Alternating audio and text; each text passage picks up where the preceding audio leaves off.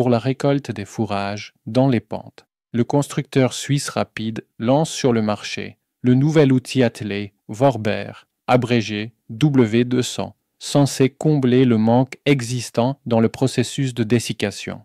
Avec cet appareil, le séchage du fourrage fauché est favorisé et accéléré pour créer le W200, disponible avant tout en largeur de travail de 2 mètres.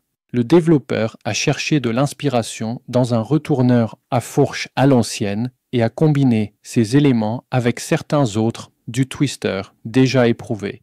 La dénomination Vorber est une désignation typiquement suisse-allemande pour retourner ou déposer sur une grande largeur de l'herbe pour le séchage.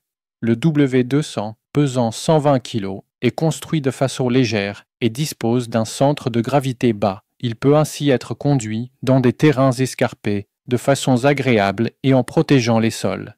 L'appareil glisse sur des patins. La hauteur de travail ou la profondeur de reprise des dents en matière plastique, remplaçable si nécessaire à l'aide d'une clé à 6 pans, peut se régler à droite et à gauche par un levier et des vis le long d'une barre perforée. Pour le transport sécurisé sur une remorque, des anneaux pour sangles d'arrimage sont disponibles sur le Vorber. Le travail avec le Vorber a lieu en marche avant. Sur le rouleau transversal profilé en aluminium tournant dans le sens de l'avancement, les nouvelles dents en matière plastique sont intégrées selon une disposition recoupée sophistiquée en forme de pagaie. Le fourrage est soulevé du sol et projeté vers l'arrière. Il est ainsi aéré, mélangé et déposé au sol dans une nouvelle structure. Selon Rapide, l'humidité peut ainsi véritablement s'échapper plus rapidement et plus régulièrement, même lorsque le monoaxe roule à nouveau partiellement sur l'herbe. La protection montée à l'arrière protège proprement la zone de travail. Des ouvertures fournissent en outre un aperçu sur la dépose du fourrage.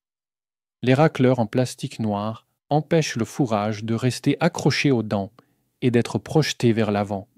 Outre cette application principale destinée à sécher plus rapidement le fourrage, l'appareil peut également ratisser en marche arrière les zones périphériques. Pour la récolte des fourrages 2025, quelques appareils de pré-série sont disponibles pour quelques autres tests pratiques.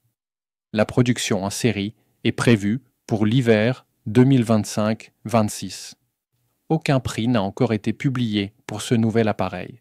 Davantage d'infos à propos de cette nouveauté dans l'édition imprimée de Technique agricole suisse.